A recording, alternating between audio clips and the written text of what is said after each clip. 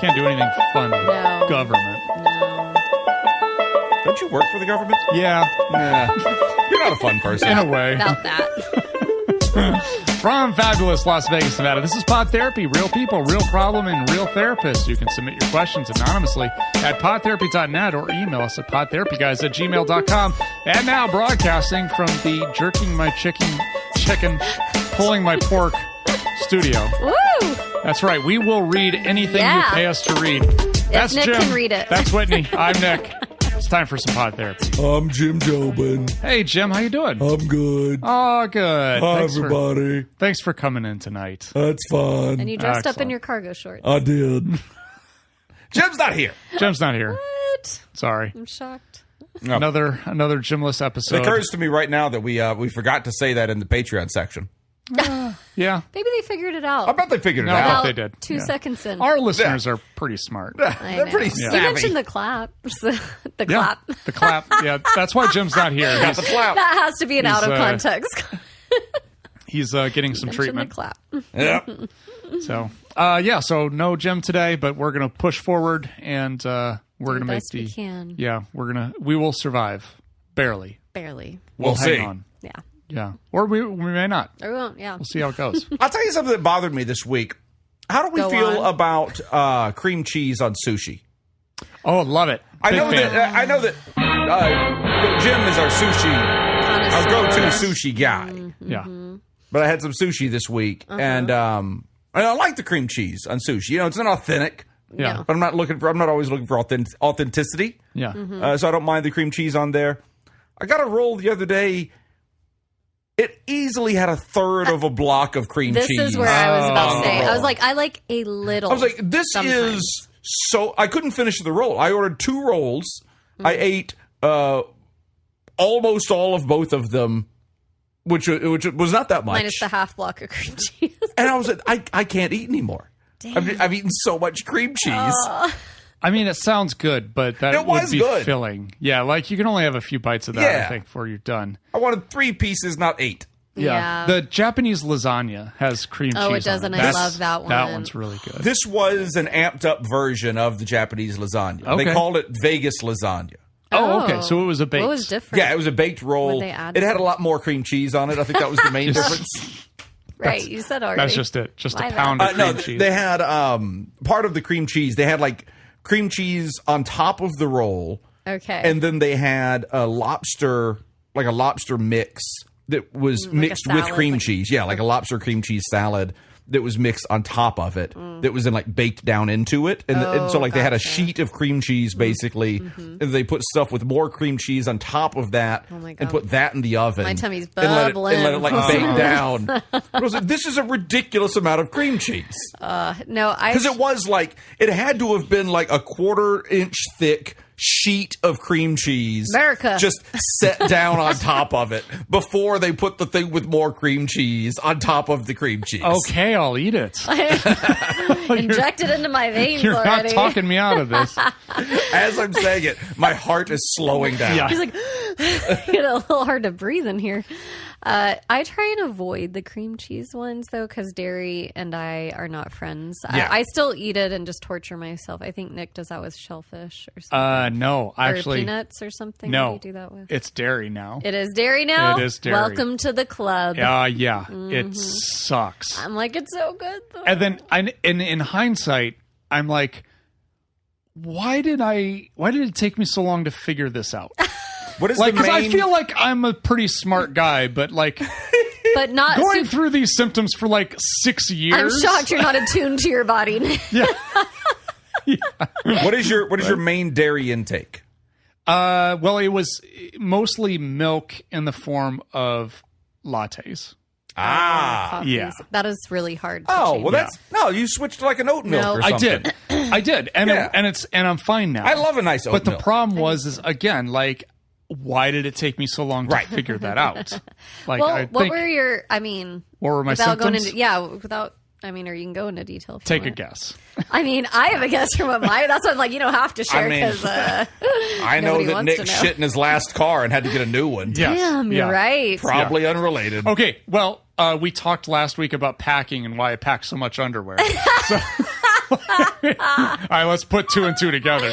And you're I think you can suddenly kind a of light figure this packer. out. Yeah. Suddenly, I've got so much room in my luggage. And way less underwears in there. Oh my gosh. No, my stomach will literally expand, like bloating. I mean, I will stand if I eat, hardly any dairy even. Like, Really? And the creamier, the worse. So like milk, the more liquidy. I can deal with like Parmesan. That's not terrible. Most people who have like a dairy sensitivity, kind of like the older, harder cheeses are fine. Butter's not too fine. bad.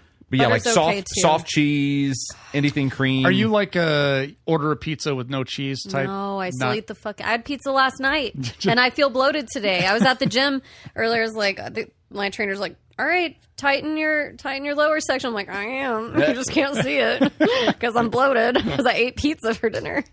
No, that's the problem. I'll still eat it sometimes. But Well, when pizza's on a bagel, you could eat pizza anytime. exactly. But sushi, I'm like, I'm already in a dairy-free environment. Why introduce yeah. it? So I just yeah, stay yeah. away when I go That's eat fair. sushi. I'm like, nah. I'm That's good. fair. That's fair. Now, I don't know why I thought of this, Mm-hmm. and I realize we're no longer in the Patreon section, but I got to bring it up now because I remembered. Go Okay. on. Went to see Odyssey. Okay. Have you guys seen this yet? No. Did you see it in IMAX? No. Nick. I know. Okay, but go on. So disappointed. I know. No, I'm you're not the only very one. upset. You're not the only one. A friend of mine too was like really upset with me that I didn't see it in IMAX. There's He's only like one he's like, screen, though, isn't it, at the he's like, Palms? No, there's more No, than there's that. one at College Square or Town Square. Oh. But anyway, he's like they filmed it like it was one of the first movies they actually filmed in IMAX, like Right. specifically for that. It's like, all right, well, fine, whatever. Fine, I'll see it Okay, again. but here's the thing. I left that movie and I told Laura, I said, that may be the best movie I've ever seen in my life. Well, don't tell me that. Now my expectations are super high. Sorry, And I'm that gonna was be a dis- shitty movie. Thank you. Okay, go on. But holy shit, you need to I see should it. see that shitty movie? Yes, Perfect. you need to see I it. will go. I will see it. probably go back. And it takes a lot for me to see a movie in the theater Oh, yeah. again a second time. When's the last time you did that?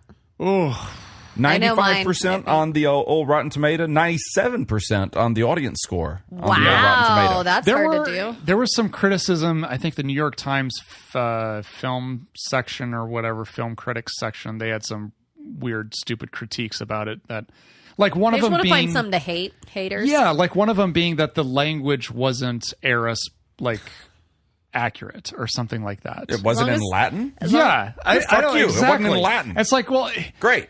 if it was, no one would see it. No. Or the same number of people who would watch it would be the same number of people who read the book, Yeah. right? Which is very few. Mm-hmm. And It so also it's- wasn't told in a long, droning voice by a single man standing in the middle of an amphitheater. Yeah. Like Homer fucking did when he told the motherfucker. Yeah. Shut up. Yeah. Shut up. Yeah, dumb. But everybody did such a good job in that movie. Like Wow. all of the I actors wanna did. see it. Oh I my might go god, see this tomorrow night. I've got an early night tomorrow night. I might pop should. over and see the Odyssey. you should. It is. It's a long movie, right? Like It is a long movie. 3 hours. It is. Where'd it Wear a go? diaper. if you're going Well, to if I eat eat cream dairy. cheese, If I go eat the... 252. Yeah. That's too long for a movie. That's so it long. was not though. It really honestly didn't feel wasn't. that long? No, like how long were the Lord of the Rings movies? Those were up Those there. were like 2.5 at least. Yeah. 240. I mean, I'm not a Lord of the Rings yeah. fan, so that probably factors into this. But like, if I sit down and watch the Lord of the Rings, that feels like forever. This did not. All right. It did not feel like a long time, and it was like constant. Like the story just continues to go. There's no dead spots in it. It's just. It was Well, so I mean, good. it is a story that has had a long time to trim the fat. Oh, really? This is a story that has been told once or twice. Yeah? And maybe edited down to its best version. Yeah, I mean, I've heard. Best 3 hour long I've heard version. some people who've read the books and are like, "Oh, they cut some stuff out." It's like, yeah, Every they had movie to. yeah, Yeah, that's it's normal. like this would be like an 8-hour-long movie if they didn't. Totally. But Yeah. yes, definitely worth the watch. Amazing, What? amazing movies. Let's see. We got a letter coming to us here from Anonymous. Being more compassionate to myself. Hello, Dr. Jacob, Pew Pew, Texas, Pew Pew. Macho Man Randy Tangeman, and hot, supple Jim Jobin.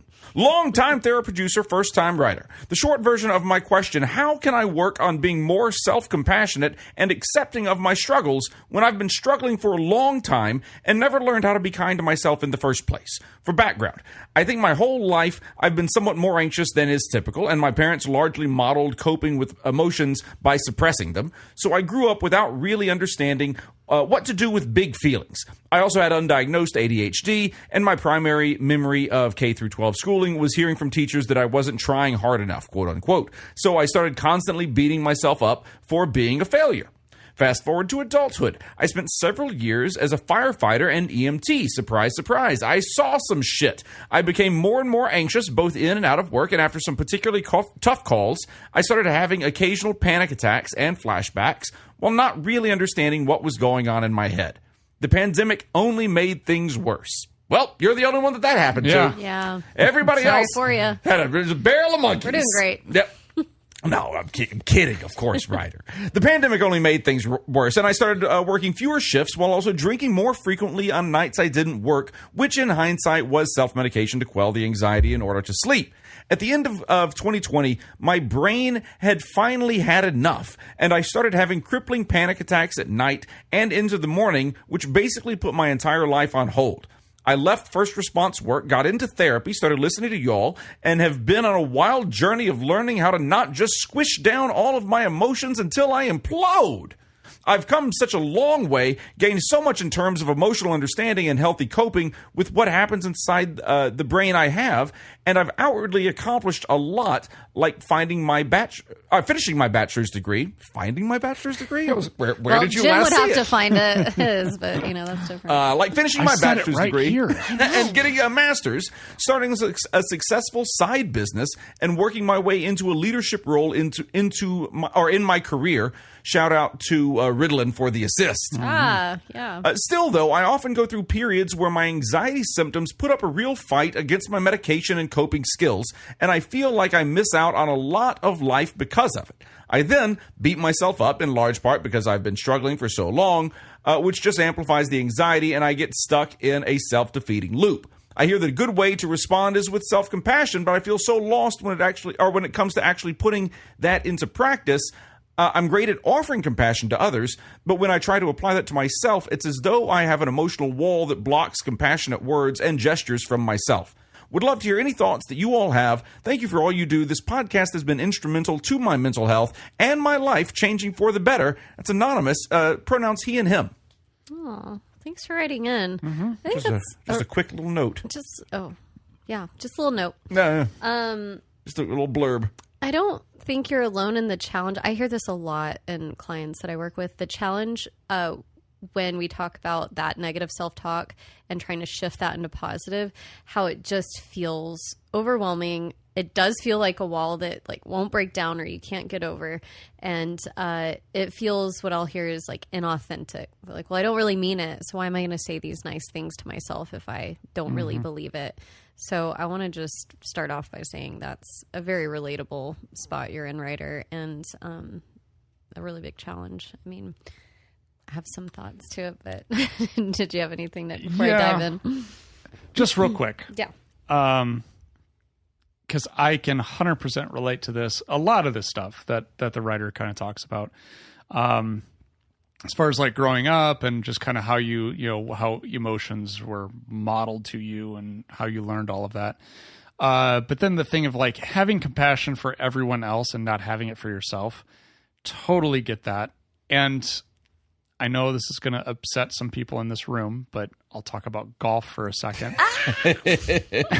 I'll do this since Jim's not here. Yeah, get it in. No, but I 100% agree with that because I am compassionate in every way possible except golf. But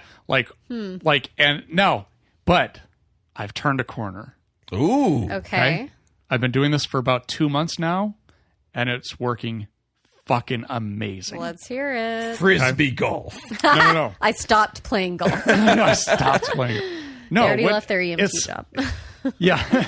So it's kind of this understanding of and I heard it was actually something that was said by Sam Harris. Oh, I love Sam Harris. Yeah, in one of his meditation things. He does not like you.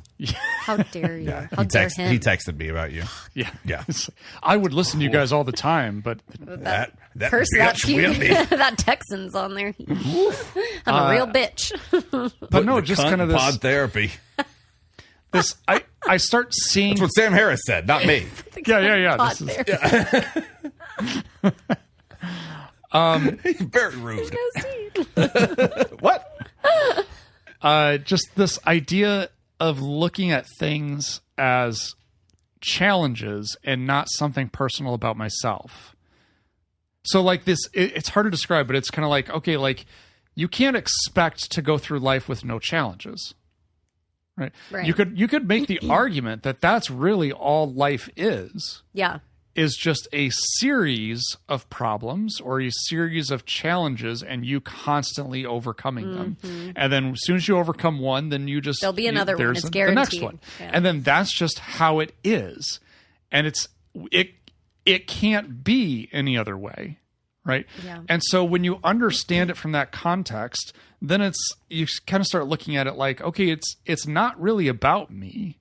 It's just, this is the expectation. There's not a finish line. There's not a goal that you're trying to get to. Yeah. Like that like, I have to do this in order to achieve things thought process. Yeah. Yeah, there's not a finish line. Because I agree with what Whitney said, which is like, there's a lot of things that just feel inauthentic. Like, so a lot of like my friends that I golf with, when we talk about stuff like this, we'll just be like, okay, yeah, but like if you said the things that you say to yourself to somebody else, right, you would be a complete dick. That's always the thing. That's right. Literally where I was going to go. I'm terrible about this. Yes. I don't know about you guys, but I'm a constant stream in my head of when I fuck something up. It's, well, you fucked that up, didn't you? Yeah. Like it doesn't stop. And I have to stop it. Like I have to. You have to interject. That's the thing, is I have to kind of like, well, you're not helping. This is not, like, is this really helping me? No, it's not. No. We fucked this up. Now it's time to fix it. Yeah. And so like, yes, I understand that on an intellectual level, but it has never been helpful to me. No. That's the part that I struggle with is, okay, yes, I understand this. However, I can't stop myself from having the thoughts. And it's really hard for me to, like, this is how I feel in the moment. So for me to say, like, okay, no, I'm not going to say that. I wouldn't say that to somebody else. In my mind, though, like, the other part of my brain's like, yeah, but it's not somebody else. It's me, and I fucking know better. Right. And I should have done this. And so you hold yourself to a different standard than others? Yes, definitely. And it's still very hard to turn that off. Well, of course I do. But I'm better than others. Yeah. So I hold myself to a higher standard. Some narcissistic tendencies in here. I know that I'm better than these other people, so why wouldn't I hold myself to a higher standard? I can't live my life. So y'all life. don't have low self-esteem. Got it. That's just me. With great power comes great responsibility. They said it in Spider-Man. I don't know what was unclear. I can't expect to live my life down at that level with all the rest of you people. Damn. I'll be down there. Yeah. So what's actually helped me, though, is not trying to change that thought process in that sense or to change the way that I talk to myself, because I've tried and it has not worked. Okay. But what has worked for me is just looking at every scenario as, okay, what's the current challenge that I'm dealing with? Okay, and so instead of a fuck up, it's a challenge. Yes, okay. It's not like God damn it, I shouldn't be in this situation. It's just like, okay, I'm in the situation. Solve the problem. What are the challenges? And the understanding too that if I hadn't put myself in this situation, I would just be in another situation with other challenges. Yeah. And I think that has helped me is understanding you are getting married. I was just imagining this golf course. There's going to be lots, about 18 holes worth of challenge. Yeah, exactly. And that has helped me in that Wait sense. 5 more minutes and you'll be in another one. Exactly. Because okay, yeah, I duck hooked it left and I'm in the trees. And Don't bring the ducks into it, okay? Now I've got all of this shit over here. But duck shit. Even if I hit it perfectly straight in the fairway, it's like, okay, I still have challenges. That shot has challenges too. Mm-hmm. So it's taken me out of it. Mm-hmm. And instead it's like, okay, now I just need to navigate the situation as opposed to trying to change how I feel or how I think. Okay. If that makes sense. I like that. No, I like that perspective. But honestly, it has worked amazingly, and not trying to focus on outcomes has actually made outcomes better. And like my scores have just been continually dropping. Well, because you can't change something that's already happened, kind of what Jacob said. You just start ruminating. And that's Right. kind of what the writer's saying. They're like, I'm just spiraling or ruminating on Right. this one thing that, you know, my anxiety caused me to miss out on A, B, or C. So now I just messed up and I can't get out of that cycle or that spiral. Yeah, kind of instead of focusing on what's already happened in the past, it sounds like you're forward thinking, Nick. Yeah. Yeah. Exactly. So like in that example. And Jacob kind of said the same thing. It's like, all right, I could sit here and just say, you fucking idiot. Or I could say, all right, what do we got to do next? Yeah. So like to use my example or my way of thinking or processing into this example, if the writer's saying my anxiety caused me to miss out on X, Y, and Z, then the way I'd look at it is like, okay, yes, you have those challenges now. However, if your anxiety was not the issue, you're still going to have challenges. There will be different ones. Yeah, you're just 100%. you're not challenge free. You're not problem free. You've got different sets of problems. That's it. And that's just, we need to Like expect different life to be that way. timelines, right? Yeah, exactly. Yeah. You wouldn't necessarily be in a better position. Yeah. Some people say mo money, mo problems. And I say that all the time because I think it's probably right. I was going to say that the writer mentioned being very compassionate toward their friends, and you started down this path a little bit, Nick. But my go-to when I'm meeting with clients is if you can talk or speak to your friends very compassionately and very understanding and very encouragingly, then you know, what would you be saying to your friend that came to you with this problem? And I would say even go as far as kind of like an empty chair technique. Like, I want you to envision my friend. I'm sitting here with my friend and they are telling me, oh my gosh, my anxiety has kept me from doing blah, blah, blah, blah, blah. Like, what would you tell them if they were sitting right next to you? Because I'm really... I don't know. I really encourage my clients to visualize and put themselves in that spot because it feels more authentic then. If we can imagine certain things in our mind, it becomes real. Our brain doesn't hardly know the difference. That's why we can make up memories and stuff. So I just say if you can kind of create an experience that allows you to be compassionate about what you're going through, even if it's from, hey, if my friend was sitting here and this is what I would tell them, try your best to create that, because I think that really can kind of trick our brains into feeling a little more authenticity with that that verbiage we're giving, when instead of just saying, well, I know better, I know this, you are talking to your friend. It's just about your experience. But that's kind of my go-to. Yeah. No, I mean, that makes perfect sense. The other thing too that I was going to mention, and I realized that the writer's no longer in that position anymore with the job as far as being smart way to do so many adjustments, by the way. I mean, medication, leaving stressful jobs that are creating havoc, I love it, because first responders is a very, very challenging situation to be in, because you're constantly dealing with trauma and stuff. Yes. So I think I did a deep dive on this many years ago, but many years ago. Long. Yes, so I'm so old. But several years ago, I had to do a presentation for the Nevada. It's like prosecutors conference or whatever for lawyers, basically through the DA's office, and I did it on vicarious trauma. So about how, because as a prosecuting attorney, you're constantly looking at crime scene photos and stuff like that. And so there's a lot of stuff that you weren't there, you didn't experience it, but you're seeing, exposed to it. Yeah, you're getting that exposure. And so one of the biggest things that we talked about in that training or that conference, that speech, was about being able to have time immediately after experiencing that to process it. And because that's the thing that doesn't happen, especially for firefighters, EMTs, because you'll have those nights where you don't have time. Like, you're going from one call to the next call to the next call. And so it's not always, you're not fortunate enough to have that time to be able to kind of debrief. But having that at the end of every shift, even if it's just 5-10 minutes, hey, let's kind of talk about what we saw today. Let's go before we check out at the end of our shift. Let's just process all this. Yeah. Just doing something small like that as a preventative measure, because it's how your brain is going to process the trauma.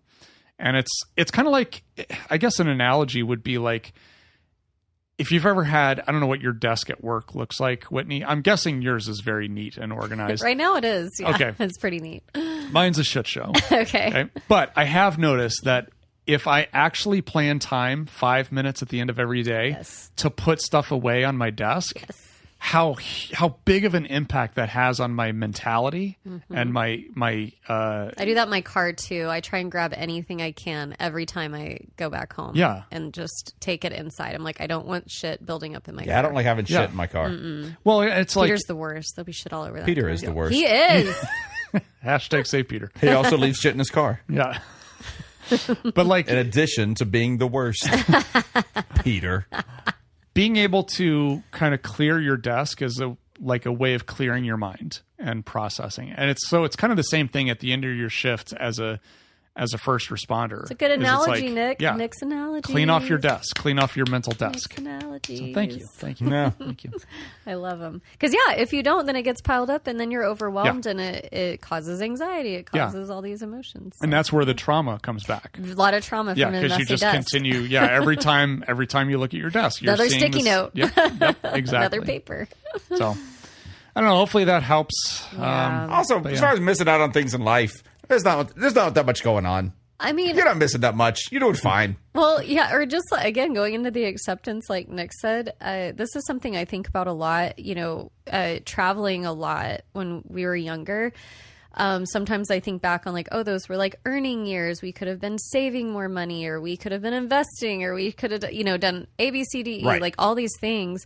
But now what's happening is as we get older, it's like, oh, well, some places you can't travel to, or maybe they're war zones now, or there was an earthquake that demolished temples there. Like Right. there are things that we look back now and we're like, oh, you know what? We did miss out on certain things. We would have more money or whatever, but we wouldn't have those experiences. So it kind of goes back to like, it's just two roads you're choosing between, like carrying so much weight and putting so much weight on yourself, right? Or to say like, oh, my anxiety kept me from something that now I have to just like really hold on to that and beat myself up about missing out on. It's just part of your journey, but you're working to change that. So you're happy you went to Iran when you did?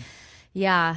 And I Pakistan. You know what? One time on a flight from Italy to Scotland, I sat next to this political person's son from, they were Scottish, but they were of like Pakistani descent. Or What did they whatever. sound like? I will not. Come on. I can't tell ya. So he's there with like not a bodyguard, but like a chaperone guy is with him. So we're sitting on the plane, and this chaperone guy is just chatting it up with me. He's older. He's like, "You have to come to Pakistan." He's like, "It's so beautiful, the mountains, this and that." And all I'm thinking the whole time, and this was like a decade ago, I was like, I can't come to Pakistan. I'm like, I'm sure I could find a way. Right. No thanks. It's like I'm a little blonde girl. I was like, it's not going to work out well for me. And like I would love to. I'd love to do all I of these. would love to. I feel that I fear the thing that I have missed is going to Cuba. And like yes. seeing the Cuba that was the result of the embargo and just every year now it's more and more modern and more influence from outside. And That's a everything. great And, point. 15 years ago, if you'd have gone to Cuba versus now, Yeah. it's like, I'd still like to go to Cuba. yeah. It doesn't change it. It doesn't change But it's wanting to go. different. But I know that I'm not going to see the same thing that I wanted to go see. When it was really first opening. Exactly. And are you going to ruminate and beat yourself up? No, I mean, you can't do anything about it. I mean, it's things like I had an opportunity when I was younger, obviously, and NASCAR was a much smaller company, and I had an opportunity to work for NASCAR in a role that could have potentially grown, and like the people who did take those roles, it grew with NASCAR and could have turned into something. I also could have fucking hated it. Yeah. Exactly. And like, who cares? exactly. Like, there's nothing to do about it. Like I didn't take that job for a reason. Those reasons existed and were there, and they weren't going to change. Yeah. And yeah, there's nothing else to do about it. Yeah. Also, like, who cares? There you go. He cares. Well, stop caring. All right. Life coach advice. There you go. We're going to take a deep breath. When we come back, we're going to discuss feeling attacked. You're listening to Pod Therapy. Today's episode is brought to you by Jake Schneider, Malia, Richard Macy, Sonny Boy, Thunder Cougar, Falcon Scoop, Slurpy Guy, Motherfucker, Sandra McWaffle, Elena, Gabriella Dame, Adam Warren, Be Gay, Duke Rhymes, and not Keira Knightley. Would you like to sponsor the show? Become a therapy producer at patreon.com/therapy. Maybe Natalie Portman. All right. It's one-on-one, 1v1. Heads up. All right. Whitney, we're going to start with you. Okay. Some interesting historical trivia. Why do they do Historical history? facts. Okay. Whitney, which U.S. president kept an alligator at the White House? True. I mean, I have a guess, but John options. H. True. True man. Options. Thomas Jefferson, John Quincy Adams, Andrew Jackson, or Teddy Roosevelt? I mean, is it Teddy Roosevelt?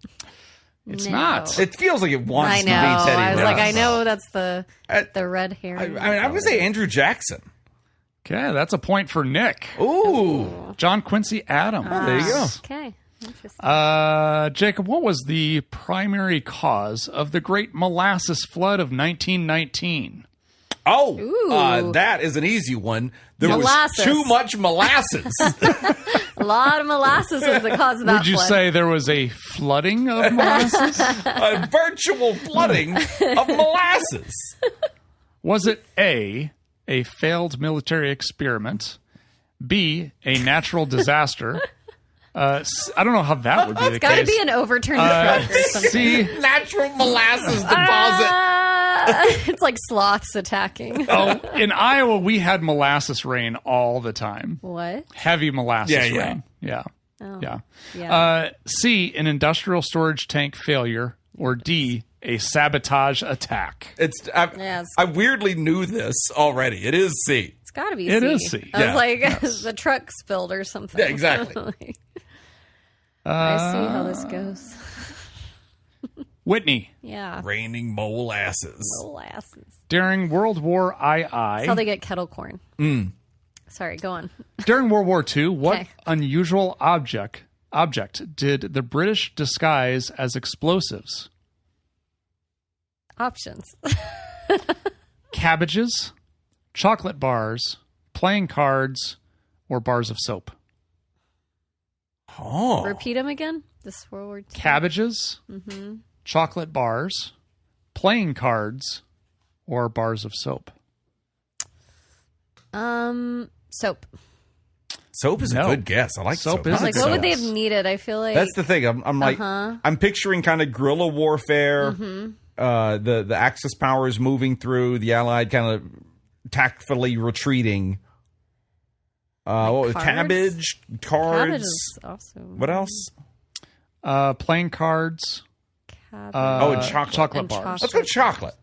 Yes. There you go. Chocolate bars. Good job. Yeah. What brand? Hershey's.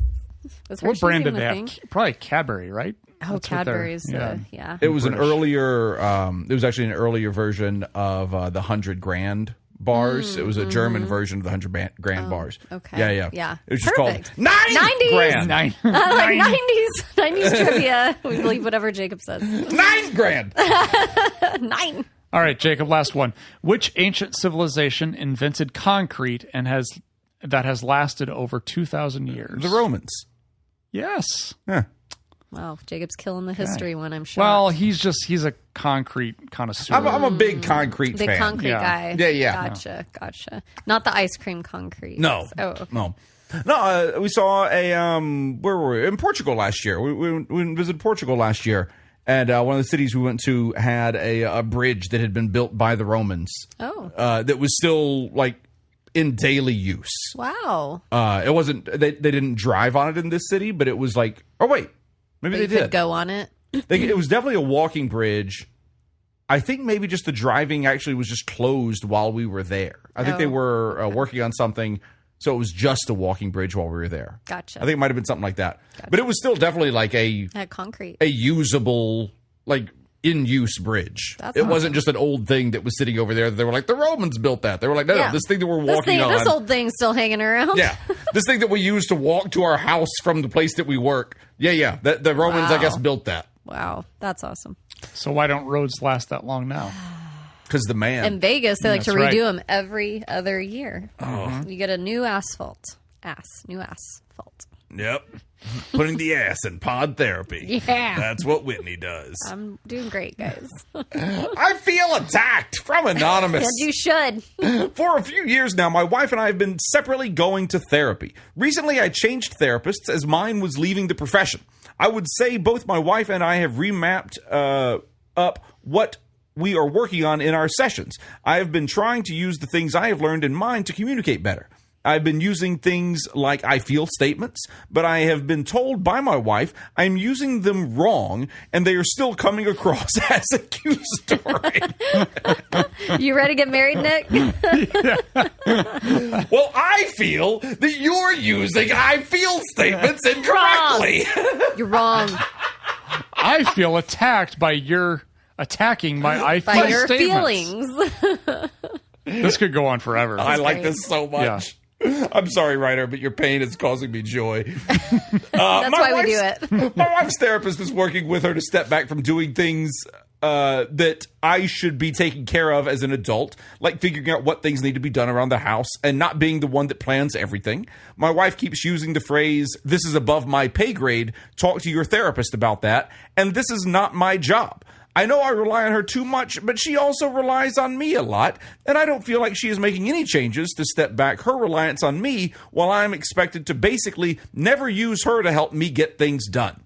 At this point, I think I should clarify that I have ADHD and dyslexia, and a mom that did not teach me how to do anything other than to play the piano. I was never responsible for cleaning or taught how to manage money. I don't even have to type my reports in. I didn't even have to type my reports in school, as my mom typed them while I dictated, with her helping with the dictation of the reports to move me Forward is what I think that might be. Yeah, I think you're right. I'm just thinking how hard my mom would have laughed at me if I'd asked her to take dictation on any of my schoolwork. Just. Were you dyslexic? She would still be laughing at me. I believe I could have been thoroughly dyslexic, and she'd be like, "You'll figure it out. Good luck. Yeah, you're gonna figure this out." I know you guys, yes, Whitney, you are included in that statement, don't like diagnostics that are not being done by a professional, but based on what I have seen and heard, I believe my mom would qualify as having narcissistic personality disorder, which is not something that gets diagnosed commonly with people. That's something that doesn't get thrown around at all. That's the nice thing about that diagnosis. No, everyone's using that very responsibly. Yeah. So growing up, the most important thing to my mom was how to make her appear, and it was how to make her appear as if I think. And if I did, as if I did something that made her look bad to her community, that I was the problem. Okay. So she needed to look good in the eyes of the community, no matter regardless of what you did. Yeah. You felt that your well-being perhaps was second in her mind to her what it's going to appear. How she's perceived in the community. Sure. I feel like this is going off the rails. I will end with, I don't know how to improve what I am doing other than taking notes, and I have always been terrible at that. Hope this makes sense. Sincerely, I feel attacked statements. Let's dive into your relationship, Whitney. How often do the two of you... Just kidding. Do you guys use a lot of I feel statements? With the typos, I believe Peter wrote it. Oh, yeah, that would never fly. If there were a lot of commas in there, that would be him. Oh, my gosh. I feel... let me sit with how much I want to share. No, we don't do I feel statements. Let me rephrase. Yeah, ask me differently. Here's... When you're working with any of, because you don't do really couples. No, but counseling. a lot of my clients, we dive into their relationships. Right. Yeah. Do you coach them a lot on I feel statements? Is that still used a lot is it, and it might be, I don't know. I don't use a whole lot. I never really did any couples work. So no, I have a specific client in particular that this letter reminds me of, where it's a little challenging working only with one side, but when one, side of the couple comes to you and is like, hey, I'm trying to do these things, but like, you use the cleaning, for example, like, I'm just not a tidy person. My parents are hoarders and my partner really wants me to be cleaner. Now, maybe it's just because it's my client. I'm looking at this person thinking, wow, you carry I feel like 80% of that invisible workload that some people do in relationships. I mean, scheduling all the kids' appointments, you have a 6-month-old, there's a lot we could go into. And as their advocate, it kind of drives me a little crazy that maybe your partner's saying, why can't we keep the house tidier? I'm like, there's 9 million other things you're doing here. So when we dive into that, I do try and be very careful, though, because this is their partner. They still love them, and they're telling me terrible things, but that doesn't mean they're a terrible person. Right. So I usually try and go at it asking, what kind of communication they have had. And the I feel statements, I mean, I don't share that as much. I think I go in for sure telling them to share their perspective. So maybe that bleeds into the I feel statements, but more so, hey, I am carrying, a lot of this workload, and I'm not able to fit in keeping the house as tidy as you'd like. And part of me is like, if your partner wants house tidy, they can tidy the house. Right. Is like my perspective. But then you go down a really dangerous road. They're like, well, if you want it that way, you do it. I feel like the definition of I feel statements has either changed over the years, or my understanding of it has changed, but something has shifted in that for me. Well, because when people first started talking about the whole I feel statement thing and kind of the popular zeitgeist, it's very genuine. I understood it as talk about things from your perspective, discuss things as you see them and as you can control them, but don't talk about things that are so like. Don't say things like I feel that you hate me. Yeah. Mm-hmm. Yeah. Don't put that on someone else. That's a story in your mind. That's it. It's I feel this has happened, and this has happened, and that makes me feel confused. That makes me feel bad. It's. I feel like it's subtle, but it's a big shift from where it has come now, which is really just any sentence that can substantially begin with the words "I feel" are very pointed and directed. Yeah, and I would 100% agree with you on that. I think like the purpose behind it is exactly what you were saying, which is like I'm not attacking who you are, and I'm not I don't want to trigger the person's defenses. Right. But I want to explain to them what's going on with me. Yeah. So instead of I feel like you're attacking me, it's this has happened and this is lay the facts out. Yeah. And I feel confused about this and I'm angry about this. Yes. And I don't know what's going on. Yeah. And help me understand this. Yeah. But don't come at it with that, I've already said what you're doing, and now I'm just telling you how that affects me. When you do X, Y, and Z behavior, I get scared. Right. And I don't know what to do, and as a result, I withdraw. Like that's information, and it's presented in a way that's talking about how this behavior creates this response. Yeah. So if we don't want this response, then we need to look at the behavior. So I'll give you a good example, and I don't think Laura would be upset with me sharing this. Tune in next week. Yeah. Cliffhanger. No, but like this kind of goes back to like the tidying and stuff. Like I can be kind of a messy person. Like when I walk into the house, I just set shit down. Yeah. I'm surprised by that a little bit. And so one thing that she said to me, she did a really good job. And I don't think she was doing this intentionally. I think this is just how she communicated. She's just an amazing human. She just communicated it this way to me. Is she just kind of let me know, like, hey, when I'm cleaning up after you, I feel more like your parents than your partner. Ooh, Right. go Laura. Yeah, and she's but just telling you matter of fact, like, Yes. this is what I'm feeling. She's Yes. not doing that to manipulate. It wasn't manipulative. It wasn't like, hey, you need to do this or else, but it hit me really. You're like, I don't want closely. my partner to feel like Exactly. they're my parent. Yeah, because like that completely changes the relationship. Or did he feel the other way? Was he like, I did not. Hell yeah. Hell fucking yeah. this is what I wanted. Hello, mama. Mamacita. So then I was like, oh shit, like that was a great way to communicate to me because I didn't feel personally attacked. It was just a matter of fact, hey, when this happens, it causes this response. Right. And then I was like, oh shit, I don't want that response.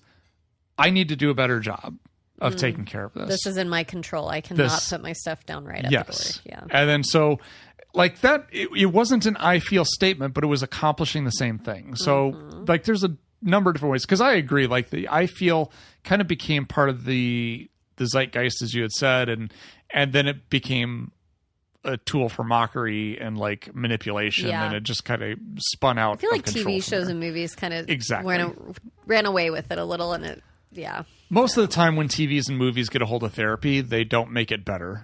No. Yeah. Still got to watch that show everyone recommends, Shrinking. But what about Bob? I hate that movie so much. My in-laws just Baby steps. quoted Bob to me the other day. I was like, no, stop. Now, so that being said, with the I feel statements, I do want to talk a little bit about the ADHD, dyslexia, and I'm going to pretend to be Jim for a second because Put your Jim hat on. I'm gonna put your Jimmy She hat was a on. hot, supple 19-year-old. there we go. Let me just trim this mustache here, and then I'll be right with you. I want 10 inches in my mouth. It's like he's here. It's like it's you, yeah. It's like, so great. We don't miss him.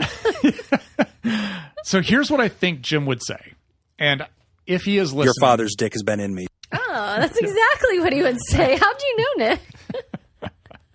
because he's said it.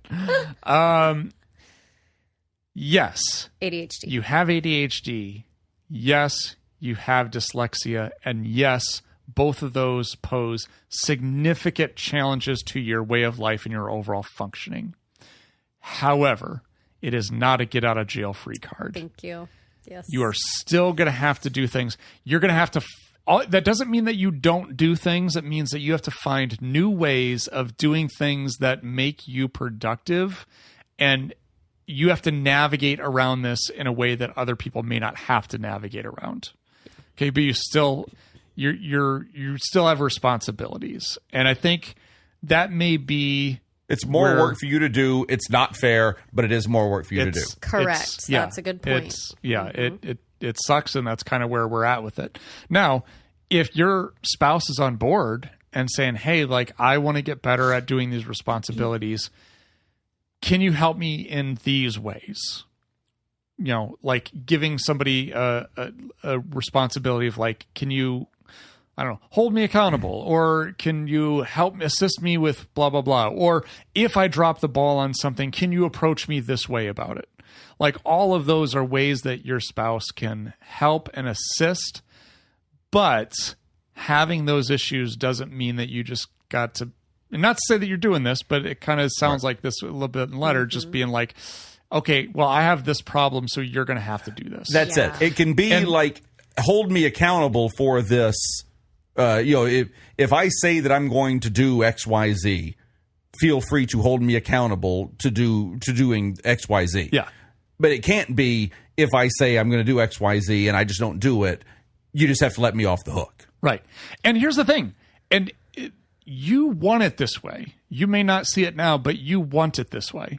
For the exact same example that I gave with Laura and I, you don't want your spouse feeling like your spouse is now your parent. No. Okay? Because how does that impact intimacy? Bad. Okay. Oh. Down. Yeah. Jacob, that's bad. Jacob's like, I love it still. I thought it was Jacob's like, rhetorical. I love it. Okay. I was told there would Enough be no time bad. passed. If you want to develop or continue to develop intimacy or maintain that in your relationship, you have to feel like partners and not one person is parenting the other. Yeah. And that's only going to be in your best interest that you work on these things and that you take an active role. Now, obviously, there's some things, household duties kind of get divided up, right? And that doesn't mean anything's wrong. Like there's certain things in the house that Laura takes care of, and there's other things that I take care of. Yeah. And as long as we feel like we're contributing equally, then we're good. Or appropriately for what you want. I kind of agree with you, Nick, on the part where it almost felt a little bit like the writer was kind of wanting off the hook. But I want to validate that it sounds like that came from your mom. Sure. You know, I just want to jump in and say it makes sense, like where you're coming from, and that not only having ADHD, dyslexia, things like that are already challenges, but also enabling behavior due to your mom's, we'll just say potential personality disorder, because I don't see narcissism per se, but there's some other things sticking out to me, but we aren't here to diagnose. Yeah. So, Also, it doesn't matter. it doesn't matter, done. but those can be challenging. And so I only say that to say, like, your mom might have some challenging behaviors that did not help you so much when you were younger. But here you are. So you're fighting against some of your own challenges, mental health challenges, and some upbringing challenges. Now, sure, your wife could probably could be a bit kinder about some of these things instead of just like hanging you out to dry. But I don't think it's the end of the world. I think that might be her way of being fed up. Maybe her cup was empty, and some of it's her therapist saying, you know, like, hey, you need to step back from some of these responsibilities, and you know, your partner needs to step up. But I mean, I would say there are so many resources available now for things like, I don't know what your wife's asking you to step up in, but if it's keeping the house tidier and you have the time, ability, all these things to do that, keeping the house tidier or cooking dinner or grocery shopping, whatever it is they're wanting you to do, manage money or pay a bill, it will be harder, it will be challenging, but we have unlimited resources at our fingertips nowadays. There's almost no excuse to not better ourselves. And the last part I was going to say is your spouse will probably care a lot if she sees you trying. So let's say you do start trying. You're like, hey, I was looking up, she wants you to fold the laundry. And you're like, I don't know. I was never taught how to fold laundry. Instead of saying, teach me how to fold laundry, I don't know how to fold laundry, you know, like weaponizing competence. We're going to say, hey, is there a certain way you want the laundry folded? I don't know. Peter and I check in on that. Like, oh, I'm loading the drawers different. Like, do you want them folded a certain way? Like, that's a weird question, but it's valid. So is there a certain way you want the laundry folded? If she says no, great. I'm going to go look up a little YouTube video on how to fold the laundry. If she says maybe yes, you're a gadget person. Maybe you want to get one of those little laundry folder things. Yes, you're like, this makes my life easier. Let me get the little flip thing that folds laundry. Absolutely. Great. I support it. I learned a 3-point technique for folding t-shirts. Yeah. It Oh, works you finally saw that video, good. huh? Yeah, that's like a really old video. Yeah.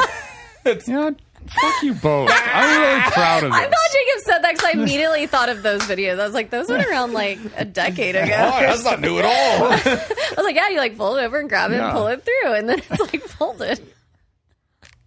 All right, fine. Nick's going to share his laundry folding video on this. I should. Is it too late for me to start a YouTube channel on folding video? I think just there needs want to be a an poll. entire wing in Discord. Yeah, of I them want just there to folding be laundry. a whole wing. I want a poll to see who has seen this video Jacob and I are talking about, because I feel like it's everyone but Nick. But yeah, I feel like if we see our partners trying, that goes a long way. So don't feel like defeated. She may be kind of, you know, no one can make you feel a certain way, but you may be feeling defeated based on her reaction. But once you start taking initiative and saying, you know, accepting that you have some of these setbacks, but you can still push through and overcome that, then yeah, I think that'll go a long way. Yeah. Yeah. Just definitely. deciding to get to it, deciding that you are able to do it, and really hitting that is huge. Yeah. I think too and thank you, Whitney, for pointing that out too about the mom, because yes, I don't think the writer is coming at this from any kind of malicious or manipulative technique. I don't think anything. He's been trained up by his mom. Right. This was a learned behavior. He is acting exactly how he was trained to act. Yes. And so that does give him a little bit of like leeway in that, like, hey, we understand that you're not malicious. We understand your heart's in the right place. We understand that from his perspective, he's absolutely the victim in this story because he sees like, hey, I was thrown into this situation and now everyone's angry with me, you know, not understanding that there was a behavior that was taught and now he's got to relearn this. Well, and it's challenging. Yeah, especially if your mom had expectations to not mess up, like that's going to be another level of like, I'm kind of people pleasing, I imagine, right? Or I mean, you didn't say this, but these are things that I tend to see. And so now with your wife being a little harsher with you, it probably it's harder because you're just like, oh, I'm not doing the right thing. And my mom made I me. bet mom comes up in these conversations with wife as well. Probably. I bet mom is a subject. My mom says you're folding my socks wrong. That's yeah. She'll be over later. We don't know if mom is still around or not, but yeah, I bet mom comes up once or twice in these conversations, and I bet Ryder doesn't like when mom comes up in these conversations. I don't like when Nick's mom comes up in these conversations either. I love when Nick's mom comes up in these conversations. But there's part of that I do understand, like growing up in a small town in the Midwest, the idea of like, we care what everyone else in the town thinks.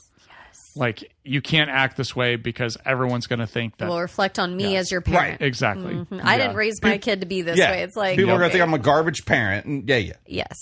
Yeah. Which, like, that's part of what society does. We absolutely Like, do that's that. part of the function of society is shaming you parent. into parenting your Compliance. kids well. Yes. Like, that's just part of it. Yep. Yeah. So here's the last thing I'll say. There is an ADHD deep dive. Oh, where? Yeah. I've heard of It's- this briefly. It's in the Patreon. And I'll be honest, I didn't listen to it. Did anybody here listen? Who has Nope. the time? I Okay, no one started listened at to it. 10 minutes in. Now, I assume, like, this is where I would want to pick Jim's brain a little bit on, like, functioning as an adult with ADHD.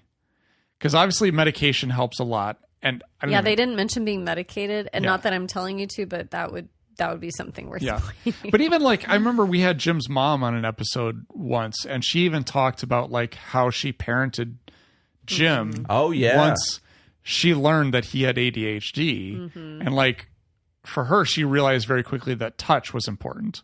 Yeah. So if she had something important to tell him, Focus right. shift. she had to, she that had would to focus actually, she had to touch him and to Ooh, get him to touched focus. him. And Yeah. like, so I bring that up only because like there are techniques. That's why I boop him on the nose whenever I have something important to tell him. Oh, can we please from now on? Next time. Get one of those long sticks that expands with the little finger, the little hands. Have y'all seen those that point and just go boop?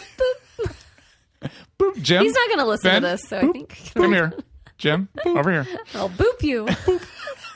That's hilarious. Yeah, we're all doing that next week. I'll order him on Yeah. Amazon. But there's all sorts of different techniques, and some of this is going to be, and honestly, there's so many resources, like we said, YouTube. Like get on there, try to find techniques for managing ADHD or focusing as an adult. And you're going to have to try to find some techniques that are going to work for you. Whatever you're dealing with, you're not the first person to deal with them. And people have found success dealing with everything that you're dealing with. And you can too. Yeah. Yep. Yeah. It sounds cliche and silly, but it's because it's true. Yeah. There you go. Thanks for writing in. Yeah. We're going to take a break. And when we come back, we're going to talk about struggling with loneliness. It's better than a bear. You're in for some poor pod therapy. I don't get it. That's what the women say. Struggling with a bear, it's more difficult than struggling with loneliness. Oh, I get it. Okay, yeah. Okay. Bears are I was- very big and strong, Nick. I was overthinking it. I was really overthinking it. Tired. All right. Especially if you're a salmon. Today's Then you're in episode is trouble. brought to you by Jake Schneider, Malia, Richard Macy, Sonny Boy, Thunder Cougar, Falcon Scoop, Slurpicay and the Motherfucker, Sandra McWaffle, Elena, Gabriella Dame, Adam Warren, B-Gay, Do Crimes, and Not Keira Knightley. Would you like to sponsor the show? Become a therapy producer at patreon.com/therapy. All right, here we go. Whitney, which Okay. Oh, I actually meant like yes. I Oh. didn't realize that's a letter too. But yes, Right, also okay. C. All right. By the rules of the game, Whitney I has missed- guessed C. No, S-I. Which country once had an emperor who ruled for only about 20 minutes? France, China, Mexico, or Vietnam? France, China, Mexico, Vietnam. Are the 4 options. Vietnam. Yes. Whoa! Making my comeback. I Uh, have 1 whole point. I think Jacob has about 6. Any follow-up to that? nope. All right. Emperor.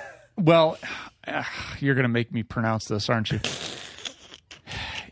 It's okay. It looks like Emperor Duck Duck. Sounds good. Go with it. Works for me. DUC's reign is often cited among the shortest, though exact durations vary. All right. Jacob, which animal was once put on trial in medieval Europe? It's gotta be a goat. Goat? Oh, I was thinking maybe a cat. Oh, I got a funny Oh. joke. You guys want to hear a joke? Sure. Yes. Okay. Yeah, fuck trivia. Here we go. Fuck that trivia. So this guy Jacob's already winning. It's fine. He guy- doesn't need that point. goes up to this farmer and he's like, hey, you got a horse there? It's like, farmer's like, yeah. And he's like, do you mind if can I talk to the horse? And the guy's like, the horse doesn't talk. But the guy goes up to the horse. He's like, hey, horse, how you doing? The horse is like, I'm doing great. He's like, how did your owner treat you? He's like, oh, he's great. The farmer's amazing. He changes my shoes every once in a while. He brushes me twice a day. I get out. I get to run. I love him. He's a great farmer. Oh, great. Goes back to the farmer. Farmer's like, holy shit, I had no idea that the horse could talk. That's amazing. The guy goes, can I talk to your dog? The farmer's like, the dog doesn't talk. Goes up to the dog. He's like, hey, how's your owner treat you? Oh, he's amazing. He takes me on walks. He feeds me. He shows me love and affection. He pets me. I love my owner. He's amazing. The farmer's like, holy shit, I had no idea the dog could talk. And the guy goes, can I talk to your sheep? And the farmer's like, that sheep's a fucking liar. Yeah. Sheep does talk. I'll take options. Cats, pigs, horses, or wolves? I'll go cats. Wow. No. No. I was going to guess pigs. Yes. Whoa. Animals were sometimes tied to court for crimes. I found that those bacon Fucking, the pigs guilty are smart. of being The tasty. pigs are fucking smart. I'm not so- happy with the information coming from these here. All right. Yeah, let's move on. Okay. Well, if you're not happy with that information, then you're going to hate this. The next email is from Anonymous. No more I information. hate Anonymous. Struggles with loneliness. Hi, I'm struggling with being lonely. Tough. That's that Stick life it coach out. advice. You have just been life coach. I'm struggling with being lonely. I'm 31. I've been broken up from my father's son for almost a year now. Okay, reading It's through got to be this, It's my son's father, but I laughed so hard I've been reading broken this. up from my son's father Yeah, my father's son is my brother. for about a year now. I'm just going to assume. Yeah. The surgeon was his mom. Yeah. Women can be doctors now. Our son is 3 in special needs, suspected autism, and he's nonverbal-ish, has just one word right now. And I'm his primary caregiver. His dad gets him once a week. I moved a city away from my friends and family to be with my ex when we were dating, and I stay here now because my son's pre-K school is here, and his babysitter and his dad. I have 3 close friends I've had most of my life, but they all struggle with mental and physical health issues and aren't able to talk or hang out a lot. I feel bad bothering them with my problems because I know they have so much going on, and half the time when I go talk to them, they aren't available, which I totally understand. I have a therapist I see. Oh, there goes my advice. And she's wonderful, but not a friend. Of course. Of course. I've tried to make new friends, but haven't been successful. I'm not interested in dating. I lean on my work mom and work dad a lot, but sometimes I feel bad if I overshare. I have a pretty tight schedule, so it's hard to make time, and while I do see my family some, I find myself very lonely. I find myself wondering what people I watch or listen to would think about my problems or my day. Like y'all, I guess. I reminisce a lot about my past and have imagined conversations with people I used to know in my head. I don't really see an end in sight to my loneliness. I'm just trying to work on myself right now and try to be the best mom I can and try to remember those positive changes in my life as I see my son improve, as I lose weight and eat healthier, etc. I just can't help, or I can't escape this feeling of being alone. I feel sad and isolated and like I'm really just talking to myself a lot of the time. Do y'all have any advice? Thanks for having a wonderful podcast. You truly make a difference. Sincerely Anonymous. That's she, her.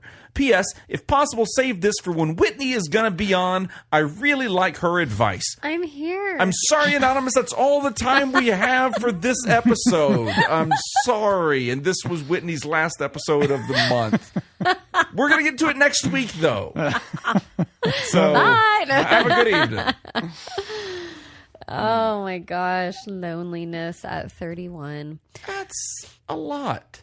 There's a lot going on. It is a lot going on. And man, there's a lot of things that came to mind sharing this. So, I mean, my first go-to I want to comment on, because I struggle with this as a therapist, and who has friends, a therapist who has friends. I feel that a lot of times in my friendship dynamics, I tend to be the recipient of like them calling, asking for advice, or, you know, to vent, or they're stressed, which I love, but it is challenging for me by nature to like reach out to them, especially if they have a lot going on. Right. I consider myself friends with Whitney. I never bother Whitney with any of my problems. Thank you. Because I don't respect her as a therapist. Oh, or as a friend, apparently. I don't respect Whitney as a friend or therapist. See, y'all are in the And that's same why side of the room I over don't bother her with my problems. Yet here you are. Not asking you about my life, am I? That's this person who won't even put their name on it. Oh, shit. This is my friend. But yeah, I feel like it can be really challenging to share when we're going through something, when we feel like other people are going through, quote, more than we're going through something more difficult. I do hear that you said you do try and reach out to them sometimes, and that they aren't available a lot of those times. But what I have learned over the years is it doesn't feel like a very fair friendship when you are in that dynamic and you don't give them an opportunity to be there for you. That doesn't feel good for them either as your friend. That's a good point. Yeah, it's something that Give them the chance. Don't put failure on them. Give them the chance to fail you. And again, Ryder, it sounds like you are trying this, but I want to kind of encourage you, and I know other people probably deal with this too, because we don't want to hurt friendships. We don't want to cause, distance by overwhelming someone. But the reality is, if they are a really good friend, they want to help you too. And I've gotten feedback like that when I have maybe a high needs friend, we'll call them. But if I go through something that, is a little bit more challenging and don't tell them, their feelings are hurt. Like, wow, you didn't share that with me. And I'm like, oh, well, you just had a lot going on. And, and I really did feel that way. I was like, oh, I don't want to bother them. It was very genuine, but they want to know. They those want to things. be there for you. Of course. You got to give them that chance. So I want to encourage you to still reach out to your friends and try and pull back on that mentality that you are bothering your friend by telling them a struggle. Even if you just call them to say, man, I've just been feeling really lonely lately, or, I don't have anyone nearby and I miss you guys, or whatever. So that's like definitely one thing I wanted to touch on. Well, and I think kind of relating back to that, like I kind of had that philosophy a little bit too of like, I realized like at my lowest points of my life, I was reaching out to people and asking for help, and just I wanted some sort of contact with What kind other of human struggles? beings. Mostly my golf game. Yep. But Those damn golf clubs. I mean, I've went through a divorce, but I'll tell you what, my golf game was way worse. Oh yeah, Way than any worse. divorce. Yeah. Wait until you see his next one. Golf. Next Expert. round of golf. That's going to Yeah. be a mess. Take it how you want. Yeah. But like there were people that were there for me that I know I'll never be able to pay back.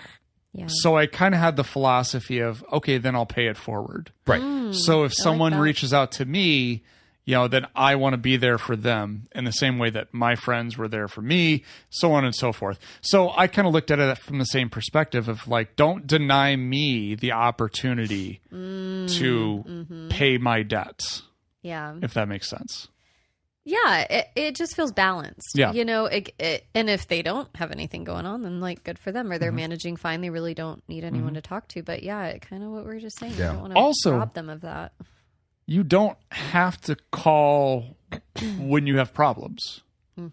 Because sometimes it can feel like, I feel like talking to somebody, but I don't want to bother them with my problems. Well, then just talk to them and talk Then just about call 'em. something. Yeah. Just Also, call them and talk. Yeah. A lot of my friends obviously live out of state, far away. I schedule like catch up times with my friends, and I had one friend who was in a very like toxic relationship with the guy she was with at the time, and he tried to tell her, "Oh, your friend has to schedule time with you. That's not a real friend." I was like, fuck you. It is a real friend because here I am." I was like, I can't help it if our schedules don't You're align. just mad and that I don't want times- scheduled time to talk to you. Exactly. But I share that because I think that can be kind of a thought sometimes. Yeah. Like, oh, that's not like true friendship. I can't just pick up the phone and call. But no, schedule that time to, I want to talk about and I want to acknowledge that your son, your special needs son, everything. I bet everything we're talking about sounds to you like, oh yeah, that would all be great if it weren't for me having to care for my son so much. yeah. My friends, just like Whitney has friends, I have friends. We are not them, though. What? Is this some sort of competition? What? How many friends? because do I don't you have friends? How many? Rub it in. Assholes. None that you can see. Assholes. Both of you. We do both have assholes here. I do have a few friends that have special needs children, and it is lonely. To use your word, Ryder, it is a lonely life. It is people don't. Yes. You say this all the time, and I want to say it for you. People don't know what you're going through. People simply don't. Your friends don't know. Your family doesn't know. Yep. People who haven't done it, as far as I know, as far as I believe, do not know what you're going through, and me included. I certainly don't know. I would encourage They don't know how to you- show up for you. They don't Yeah. know how to even say, "Are you okay?" or when to do that. Like they just don't know. That's a very great point. I would encourage you, and this seems like, as I say this sounds like impossible advice, but I would encourage you to find friends that also have children in Support the same groups boat. is Exactly. kind of that's exactly what I was going to say. It creates a support group. In my friend's experience and what I see, it certainly seems to create a support group. And they talk about how integral those friendships are, because it is things like, oh, your son is 3. Maybe you talk to somebody else and they have a child who is 7. And they're dealing with things that you dealt with, and they can help you with things that you're dealing with, or maybe, and the opposite is going to be true as well. There are going to be people that you're going to be able to talk to that you have experience it's going to help them. I honestly don't know where else to turn and even for something like that. Yeah, even if it's online, because I know we kind of talk about like our Discord, but I have clients also, not that are going, I have had clients going through similar things that you are, but I have clients who go through all different walks of life, and it stands out to me when so many of them from different avenues talk about how finding like online buds or online friends who they're in Discords with, usually based on shared interests, but in your case, I bet there are online support groups or like Discord groups where, you know, I imagine sure there's there like are. options that when you go in there, like, this is what I'm dealing with, this age group, like, can somebody, reach out and help me? Yeah. Or- I'm also wondering too if like the writer's son is pre-K. Obviously, he's probably in a classroom that is meant to help him out. Yeah. Well, it sounds like Ryder moved to a city in part because this is where the school is. So Yeah. I bet there's something Special specific to that going school. on. Yeah. I know. And Because I so, was like, like- go move to the city with your friends. But I was like, well, What I was thinking is like, if you, whatever free time you have, if you're able to volunteer at the school to help out or do other things with other parents, if other parents are also volunteering, and then that's kind of where you make that connection. So it feels like more of a natural thing that like, oh, I met my friend so-and-so because her daughter was in the same class as my son, and we kind of, exchanged information and kind of did that. So I don't know if maybe that would be an idea too, just kind of, getting Yeah. involved in the school and helping out.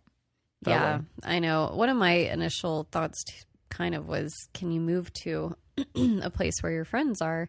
But yeah, when you have a high needs kiddo, like, again, clients I have with kids like that, once you find a good school, You keep them in there. you kind of don't want to leave. So And it's like dad's there. Looks like dad gets the Yeah. kiddo once a week right now. yeah, Which, I mean, that might be your day off.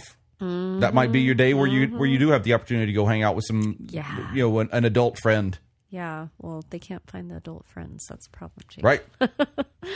I kind of what Jacob was saying earlier, my go-to thought was, even if you didn't have maybe like a special needs or high needs kiddo, a lot of parents are lonely at this stage, like single parents I see, and especially moms, because Yeah. they do a lot of the caregiving and they don't have a lot of time off. And I think they talk about like dating or putting themselves out there for friendships, and they just don't find the time. And so I know that doesn't really help you with a solution, but I think that is just one of the challenges right now in parenting, is that it is just lonely in general. Like our society has created an environment where we want you to do everything, and we've pulled back on a lot of community, which I hate, but it results in a lot of loneliness and single parenthood for sure. Yeah, hopefully there was something in there that you could use. I mean, we saved it for when Whitney was going to be here, so if you didn't find anything useful in Blame there, me. Jacob and I I hate did. this fucking podcast. We did all we could. I feel like Nick and I really carried that one. Yeah. And Whitney was also here. Yeah, I think Y'all said all the things I was going to we say. measured up to the expectations. Y'all are doing great at listening to me and learning. Yes. That's what I'm hearing. Yeah. Exactly.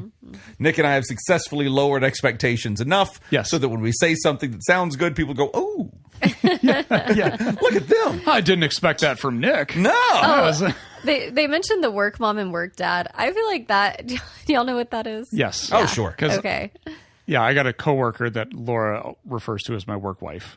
Oh, yeah. Yeah. Yes. Yeah.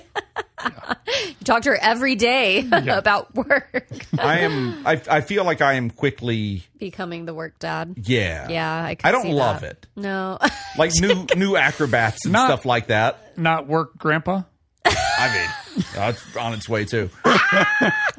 No, but like definitely like the newer crops of like the young acrobats Yeah. and How old everything. is like the youngest person Like in these? 20? Oh yeah. It's yeah. 20? Yeah, it's Okay. young 20s. Ooh. Any new acrobat, they're always young 20s, early 20s.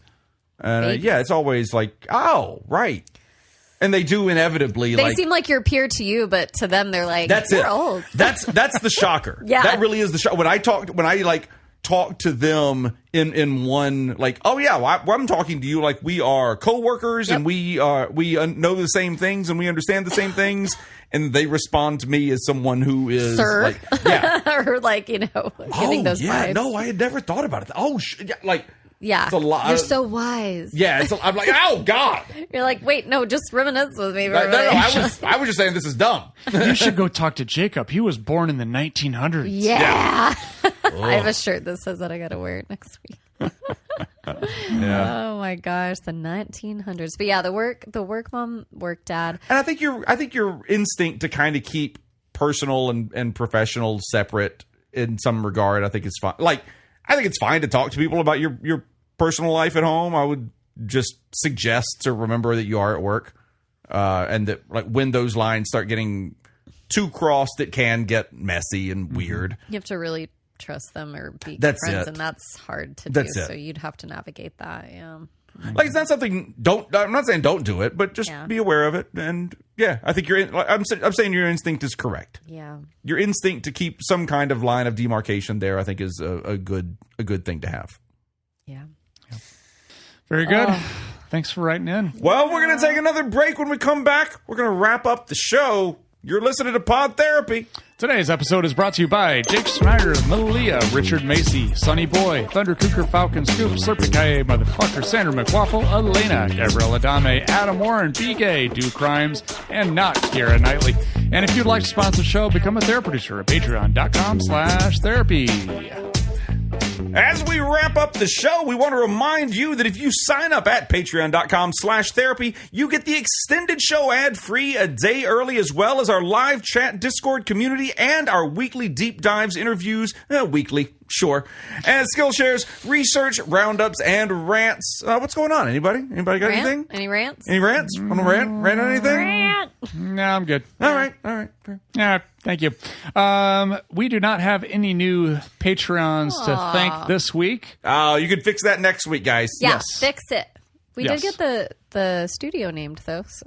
We did get the studio named. That's right. What was the name of the studio again? And thank you. It's all the way at the top. I don't want to scroll. Yeah. It's chicken and something. Yeah, chicken and stuff I don't want to repeat. I've already had to say it once, and there's a lot Jerking of... my chicken, pulling my pork studio. Woo! There you go.